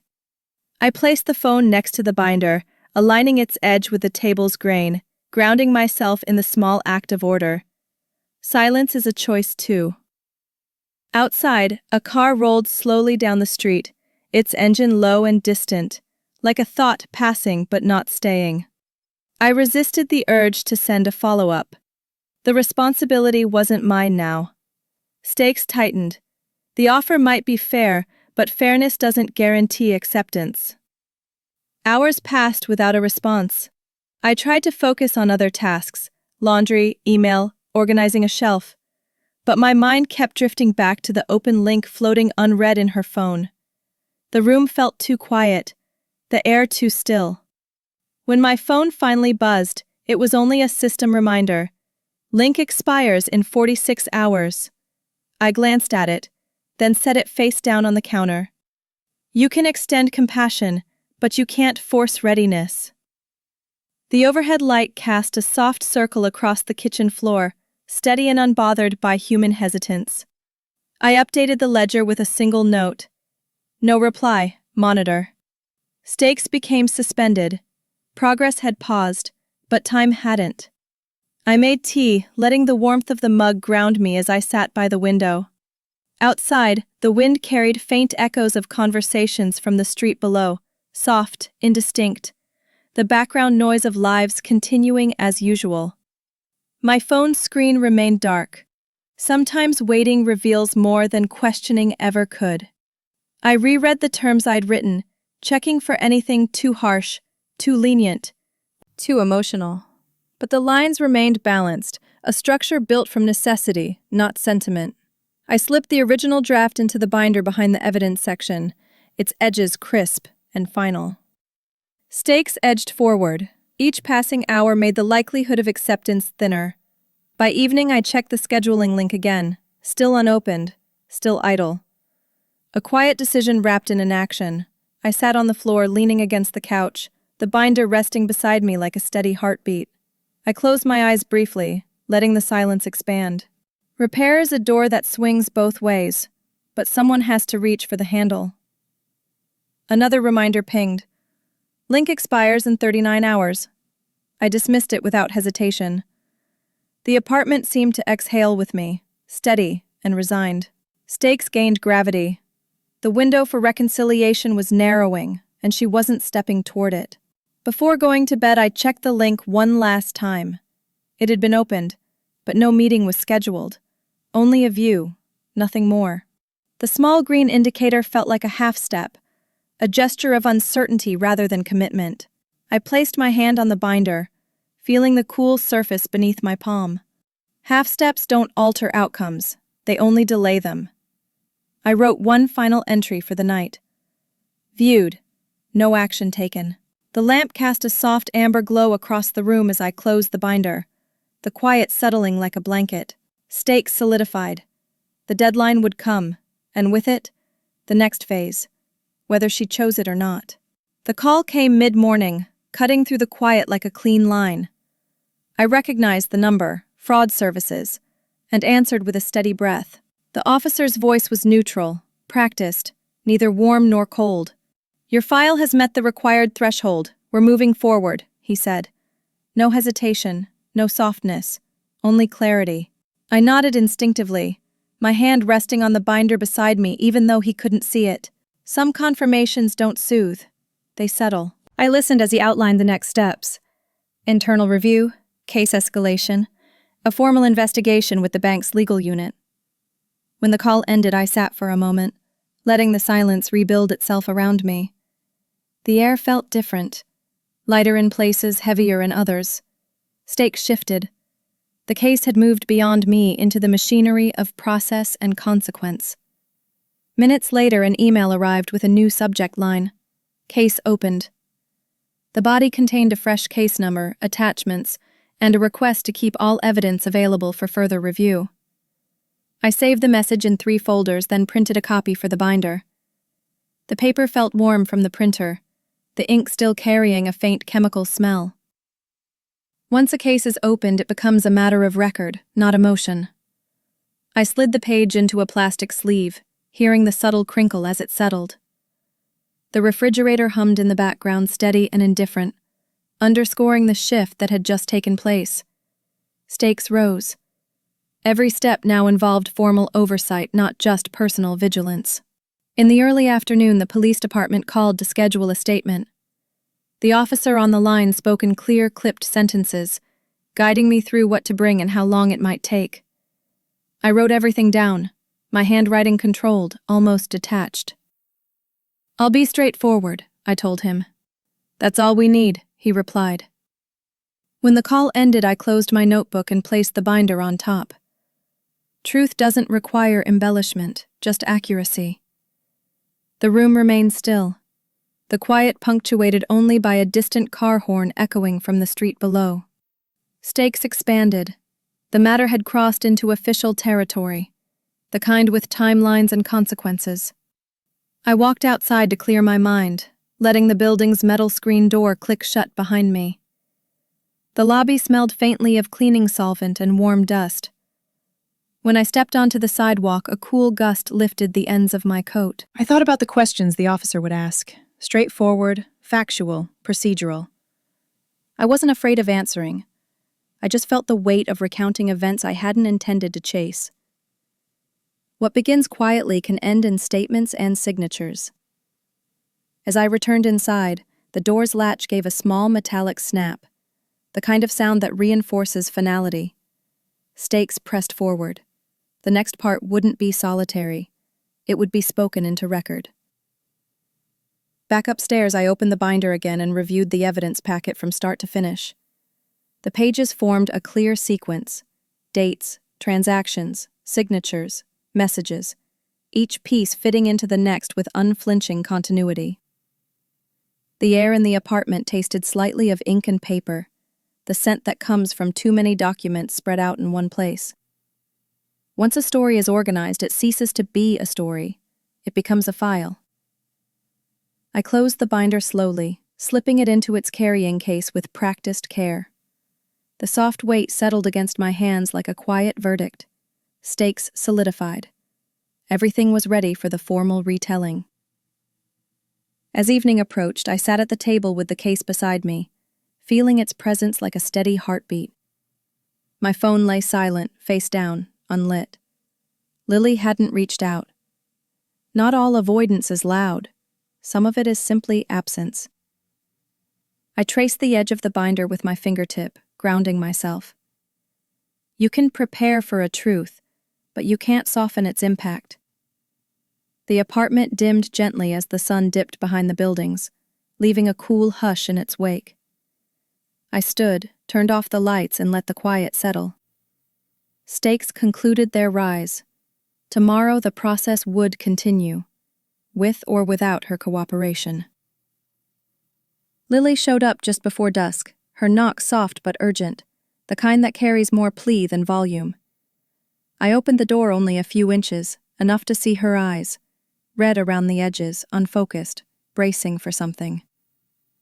The hallway behind her was dim, the air carrying the faint scent of cold concrete and someone's distant cooking. "I'll pay it back," she said immediately, voice thin. "Just don't report anything else."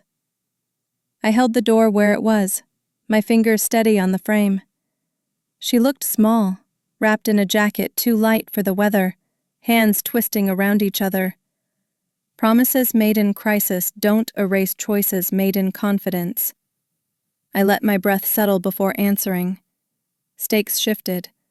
This was the moment emotion wanted to enter, but the facts were already standing in its place. "I need everything in writing," I said quietly. No conversations, no improvising. Her face tightened, frustration mixing with desperation.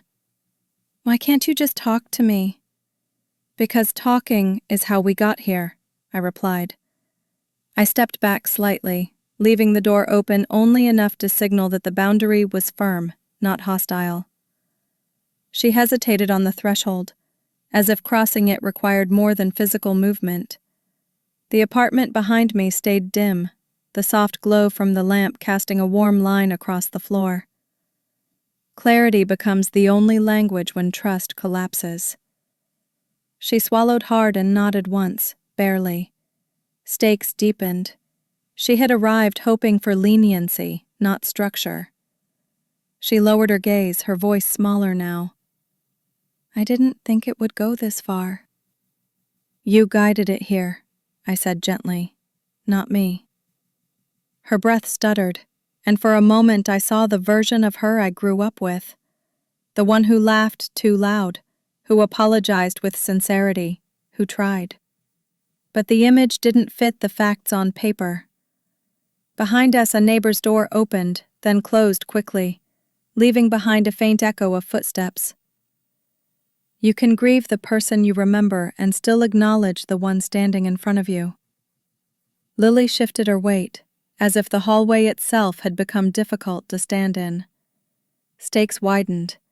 She wasn't ready to confess, but she wasn't denying anymore either. My future is on the line, she whispered. So is mine, I answered. You just didn't see it. She winced, the truth landing harder than she wanted to show. I kept my voice level, neither sharp nor soft, just steady enough to hold the moment without escalating it.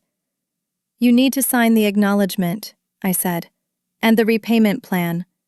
It's the only way to stop the process. She didn't move. The silence stretched between us like a fragile thread. Some choices are doorways. Once you step through, you can't step back the same way. Her hands trembled slightly, her breath visible in the cold air of the hallway. Stakes tightened. She was being asked to choose responsibility over comfort, something she rarely did. She reached into her bag and pulled out a folded sheet of paper, then froze. I haven't written it yet, she admitted. I don't know what to say. Start with the truth, I replied. Her eyes flickered with something raw. Fear, maybe shame. Or just the exhaustion of running out of detours.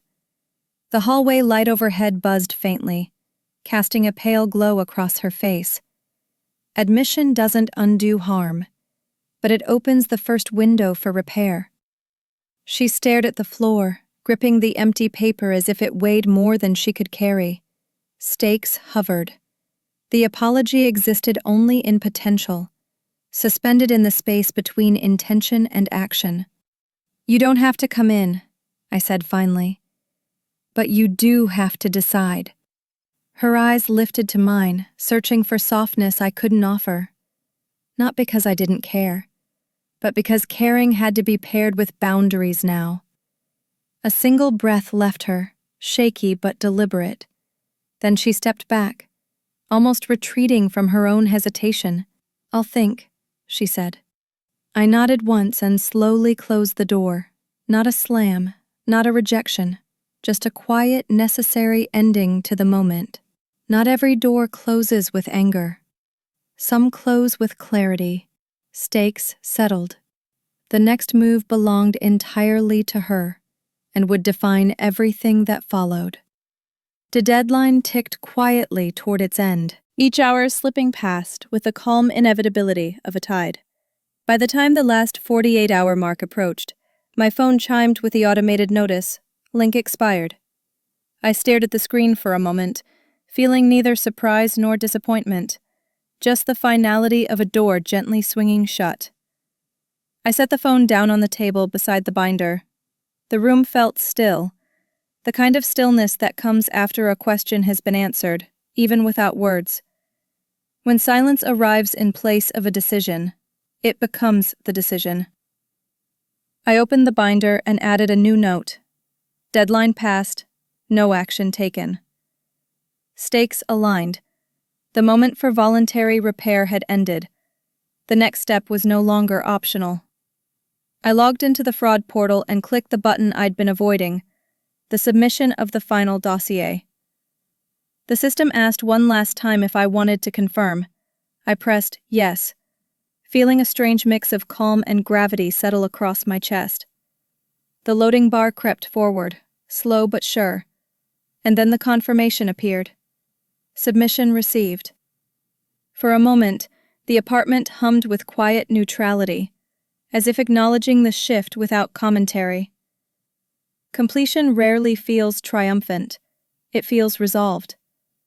I sat back, letting the weight of the moment settle into the quiet spaces of the room. Stakes crystallized. The process had moved from personal effort to systemic response.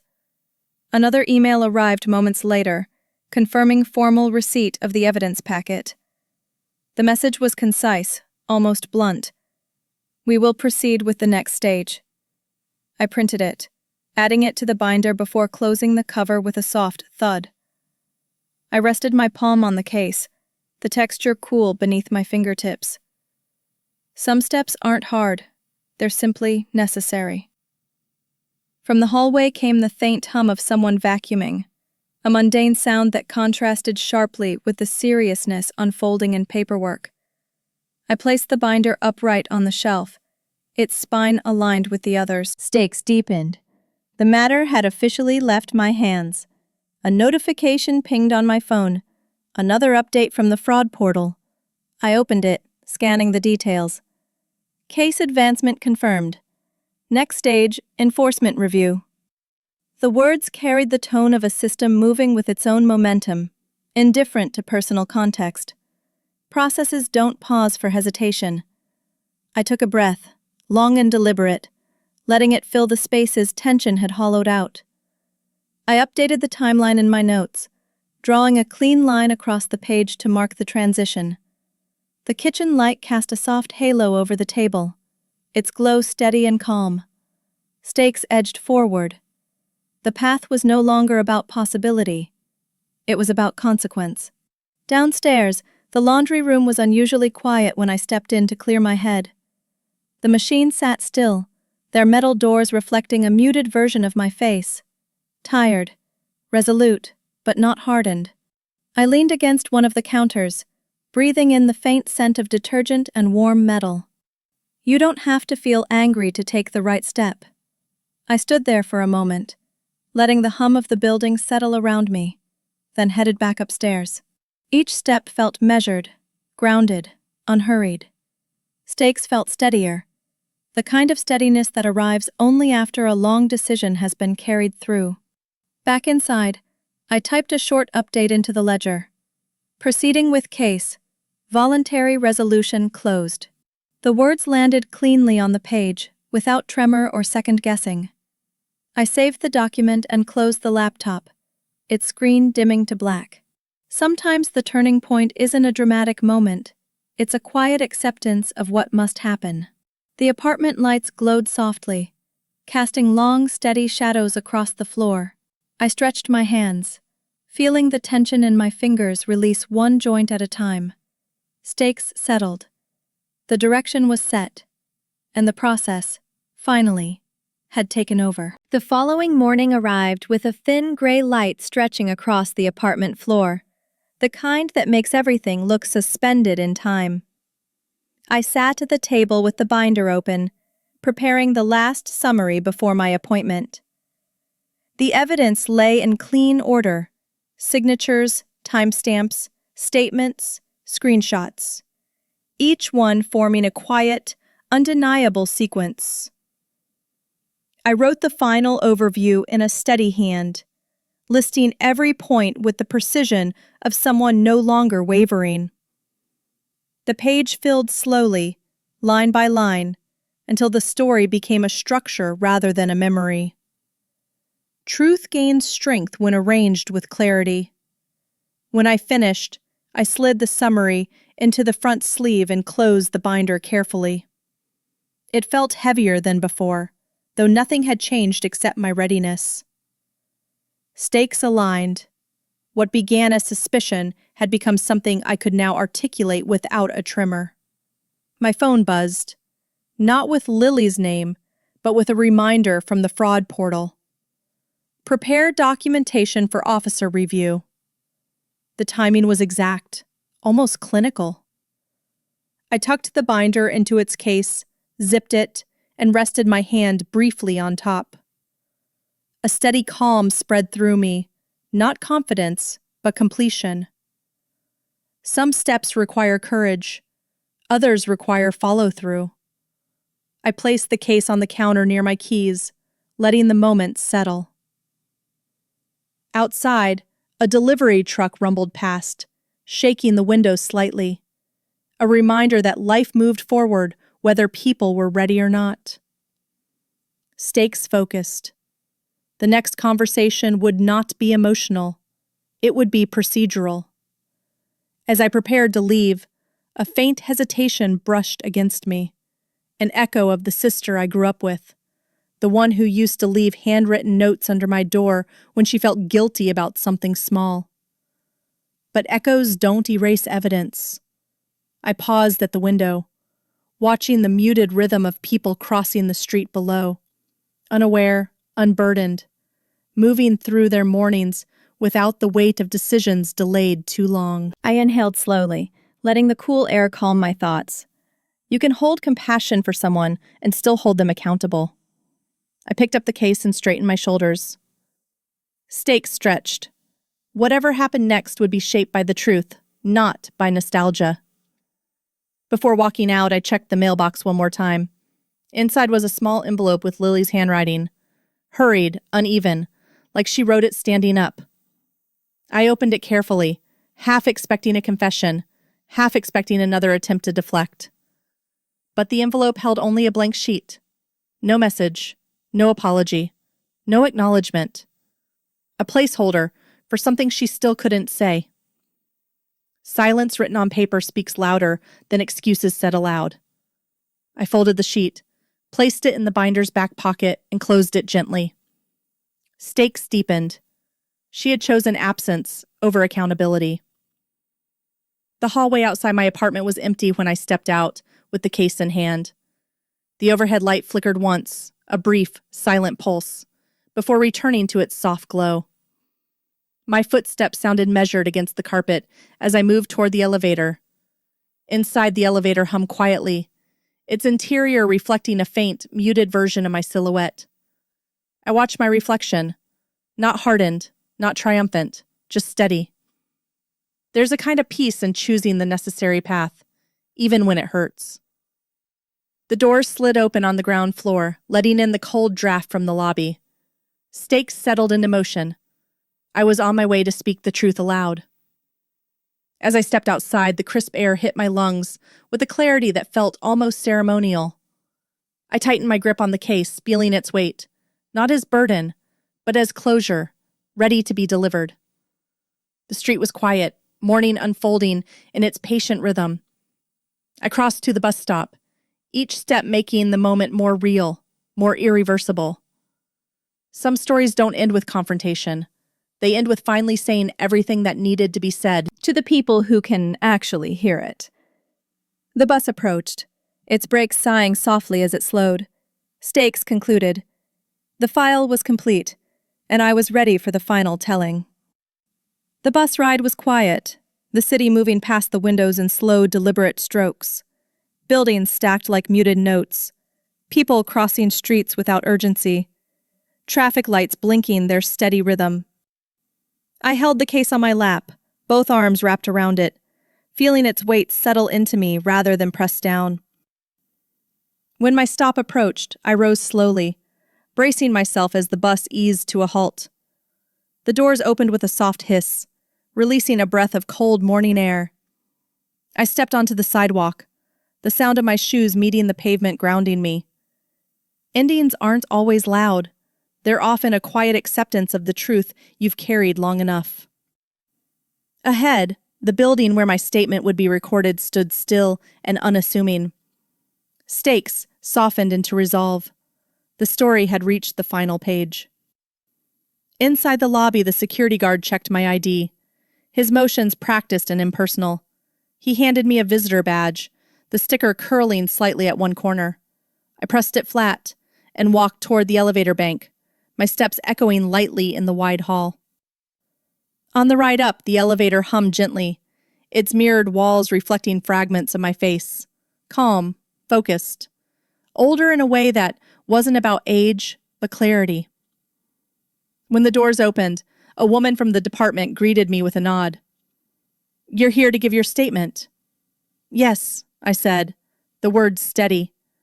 Truth feels heavier right before you speak it. She led me down a short corridor toward a small conference room. Stakes reached their threshold. The telling was moments away. The room was plain. Fluorescent lights, a table, 2 chairs, a recorder already set up. I placed the case on the table, unzipped it, and arranged the binder neatly in front of me. The officer across from me pressed a button, the device emitting a soft click as it began recording. "When you're ready," he said. I opened the binder to the first summarized page, ran my fingers along its clean edge, and began. My voice stayed even as I walked through each detail.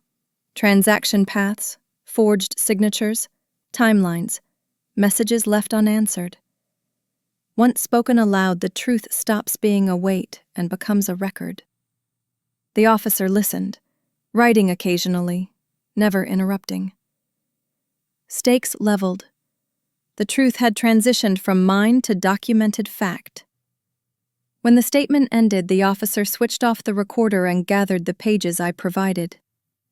"This is thorough," he said. Not praise, recognition. I nodded, closing the binder with a soft, final motion. Walking back through the hallway, I felt something loosen inside my chest. A release not of anger, but of the long, careful vigilance that had carried me here. Outside, the day had brightened, sunlight pooling across the pavement in smooth, pale strips. Once the truth is handed over, you don't have to hold it the same way anymore. I stepped onto the sidewalk, breathing in the crisp air. Stakes eased. The story no longer depended on my vigilance alone.